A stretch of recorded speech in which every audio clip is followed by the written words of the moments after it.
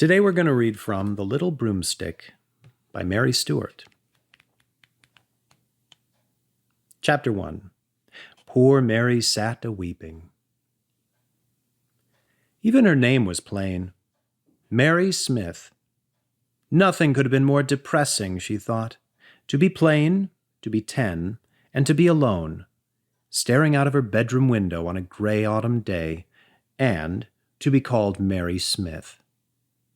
She was the only plain one in the family. Jenny had lovely long hair that really was the color of gold, and everyone said Jeremy was handsome. They were older than Mary, cleverer, more attractive in every way. Moreover, they were twins, and had each other, while Mary, who was 5 years their junior, might as well, she thought dejectedly, have been an only child. Not that she grudged anything to them, it had always seemed to her natural that they should get things that she could not have. As now. When the news had come that Daddy would have to go to America for a month, towards the end of the summer holidays, and wanted Mummy to go with him, it had at first all seemed to work out beautifully.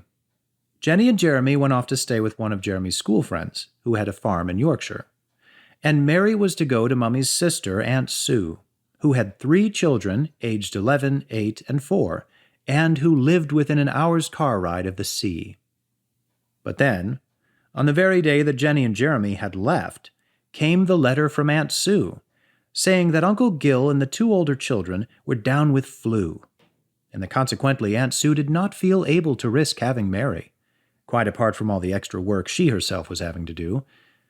So, there it was. And once more the twins had got the best of it.